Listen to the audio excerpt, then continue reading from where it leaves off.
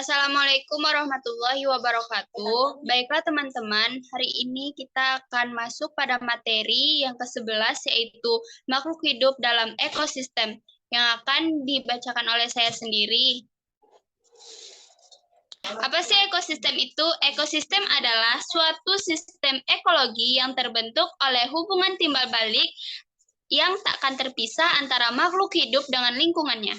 Ekosistem bisa dikatakan jika suatu kesatuan secara utuh dan menyeluruh antara segenap dasar lingkungan hidup yang saling mempengaruhi. Sebagaimana yang telah kita ketahui, ada komponen biotik yang hidup dan juga ada komponen abiotik hidup yang terlibat dalam suatu ekosistem ini. Kedua komponen ini tentunya saling mempengaruhi. Contohnya saja pada hewan dengan air. Hewan adalah komponen biotik dan air adalah komponen abiotik. Suatu makhluk hidup dalam ekosistem secara individu atau populasi dan komunitas. Setiap individu, populasi, dan komunitas menempati tempat hidup tertentu yang disebut habitat. Semua ekosistem merupakan sistem yang terbuka dalam arti menjadi transfer energi dan material dalam dan luar. Ekosistem juga berarti suatu unit dan fungsional dari berbagai ukuran yang tersusun dari berbagai komponen dan sistem yang secara menyeluruh. Populasi dan komunitas makhluk hidup. Populasi berasal dari bahasa Latin yaitu rakyat, berarti kependudukan. Di dalam ekologi, yang dimaksud dengan populasi adalah sekelompok individu yang sejenis. Apabila membicarakan populasi, seharusnya disebut jenis individu yang dibicarakan, dengan menentukan batas-batas waktunya serta tempatnya. Dalam biologi, populasi adalah sekumpulan individu dengan ciri-ciri yang sama. Jadi, populasi adalah kelompok kolektif organisme yang sejenis. Next.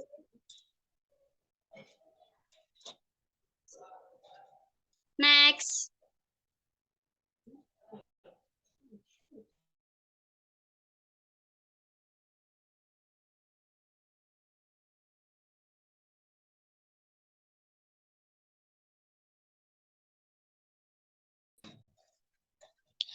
Jadi, populasi adalah sekelompok kolektif organisme yang jelas dan yang sama menduduki ruangan dan tempat yang terbuka.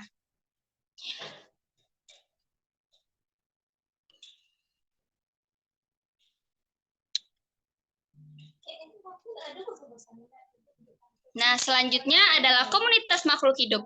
Komunitas adalah sebuah kelompok sosial dari beberapa organisme yang berbagai lingkungan, umumnya memiliki ketertarikan dan habitat yang sama dalam komunitas manusia, individu dalam individual. Next. Menurut Wanger, komunitas berasal dari bahasa Latin yang berarti kesamaan, kemudian dapat diturunkan dari yang berarti sama publik, dibagi oleh semua atau banyak. Menurut Krohn dan Allen, komunitas dapat terbagi 3 komponen. Yang pertama berdasarkan lokasi atau tempat, yang kedua berdasarkan minat, dan yang ketiga berdasarkan komuni. Berbagai bentuk ekosistem alami. Ekosistem adalah suatu sistem ekologi yang terbentuk dari hubungan timbal balik antara makhluk hidup dengan lingkungannya. Ekosistem bisa dikatakan sebagai suatu tatanan kesatuan secara utuh dan menyeluruh antara segenap unsur lingkungan hidup yang saling mempengaruhi. Ekosistem merupakan penggabungan dari setiap unsur biosistem dan melibatkan hubungan timbal balik antara organisme dan lingkungan fisik. Penggabungan tersebut menimbulkan energi terhadap suatu struktur biotik terhadap dan akan menimbulkan siklus materi antara organisme dan anorganisme. Komponen penyusun ekosistem yaitu adalah komponen biotik dan komponen abiotik. Komponen pengurai dekomposisi. Ekosistem terdiri dari ekosistem darat yang dibedakan menjadi beberapa bioma yaitu bioma gurun, bioma padang rumput, bioma hutan, bioma basah, bioma taiga, dan bioma tundra. Ekosistem air tawar yaitu adalah danau dan sungai. Dan ekosistem air laut yaitu adalah laut dan pantai. Ini adalah beberapa gambar dari ekosistem air tawar dan laut. Next. Aliran energi dan materi dalam ekosistem alami. Macam-macam aliran energi ini adalah yang pertama, tingkat tropik. Rantai makanan dan jaring-jaringan makanan. Dengan demikian, pada rantai makanan tersebut dapat dijelaskan pada yang pertama, rumput sebagai produsen. Yang kedua, belalang sebagai konsumen 1. Yang ketiga, katak sebagai konsumen 2. Yang keempat, ular sebagai konsumen 3. Yang kelima, jamur sebagai dekomposer. Ada 2 tipe dasar rantai makanan. Yang pertama, rantai makanan rumputan. Misalnya seperti tumbuhan, herbivora, dan karnivora. Yang kedua, ada rantai makanan sisa, bahan mati mikroorganisme. Ini adalah contoh dari rantai makanan. Aliran energi dan materi dalam ekosistem alami, macam-macam aliran energi. Pertama, ada tingkat tropik. Yang kedua, ada next, sudah tadi.